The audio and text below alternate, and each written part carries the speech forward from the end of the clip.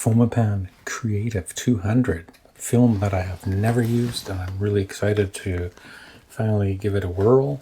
I'm gonna be comparing it to the Kentmere 200. So I'm gonna take a look at the Fomapan's contrast, and we'll look at its characteristic curve, and we'll compare to the images that I took. I'm also going to compare the curves to Kentmere's curve.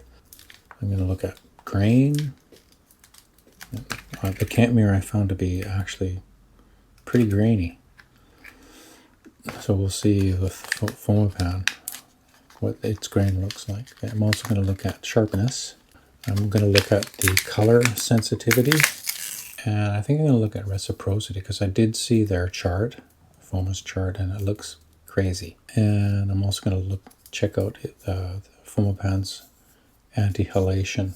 Another thing is I want to look at scanning. Does it lay down flat? Is it really curly? And also in the darkroom, I would like to make contact sheets for both. So I just want to see if the film base plus fog, if that has an effect on my printing time to get a maximum black. See which one does a better job with shadow separation and also highlight separation. So as I said, I'm pretty excited to shoot this stuff.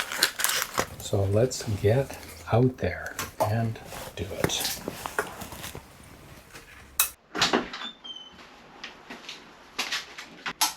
Ooh, bright. Okay, I've got the 2 rolls of film. Let's get started. This is tape from Ilford Film. Nice big piece. It's sticky, but it's not overly sticky. This is the tape on the Fomapan. I don't even call it tape. It's more like a sticky note. Yeah, this is what was holding the film onto the backing paper. Came off the backing paper okay, but it was a bit of a pain to get it off the film, and it left quite a bit of residue on the film, which I don't really like.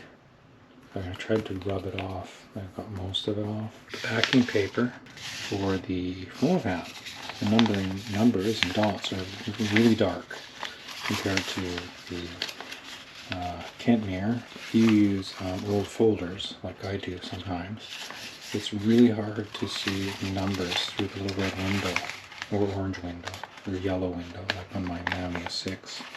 But with the Fomapan, nice and dark, so that will make it a lot easier to see. So I point that out.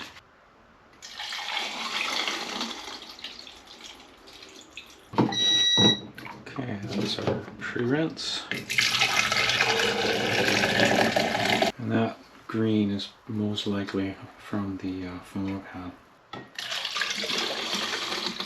I like to get in as quick as I can.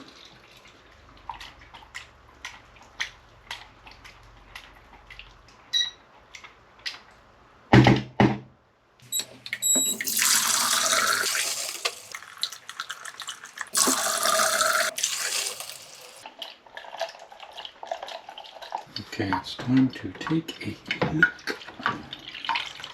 Okay, this should be the Kentmere.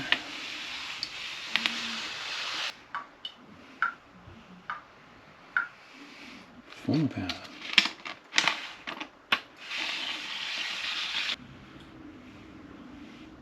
See, there's that tape I was talking about.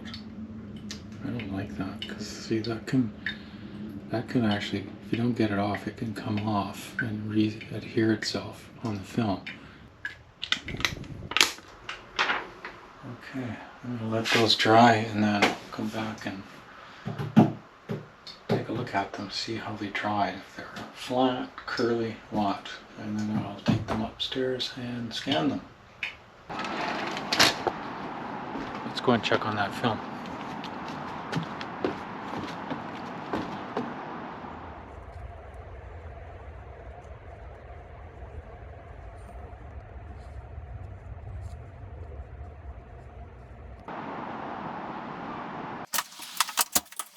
You guys see that? Bears playing together. Wow. Gotta be really careful now when I go outside. Sometimes there's a bear right in front of my house. Freaky. Okay, let's check these negatives. Look at that curl. That's the Fomapan. And the Kentmere hanging nice and straight. Alright, so there's curl in the Fomapan. The Kentmere is sort of cupped this way. The Kentmere is cupped very, very little. And then the color of the film base is very different. Right? The Fomapan is more clear. Yeah, it feels a lot thinner.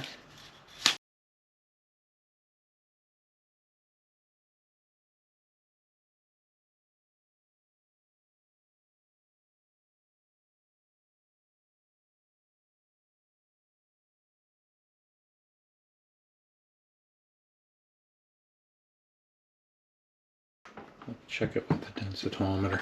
Okay, Kentmere 200.22. And the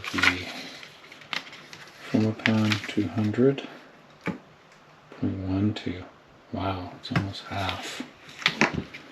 Let's see when I make my contact print.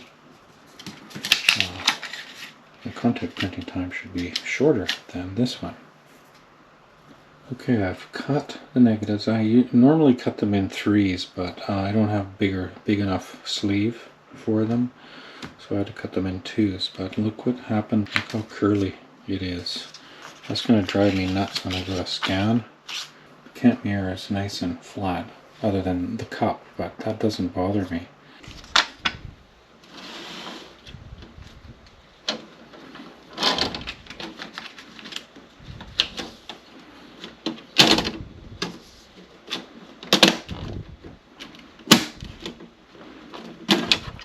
That wasn't too bad.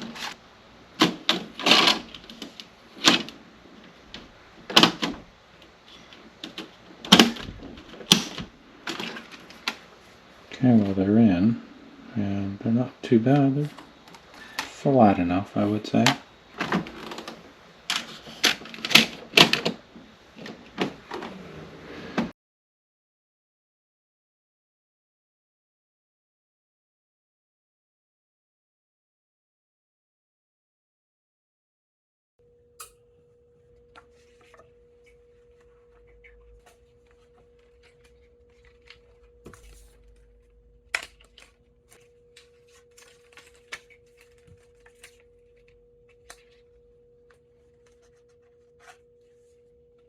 I don't know if I can get the glass down on top of that.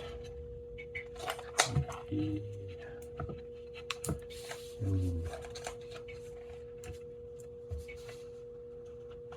Wow.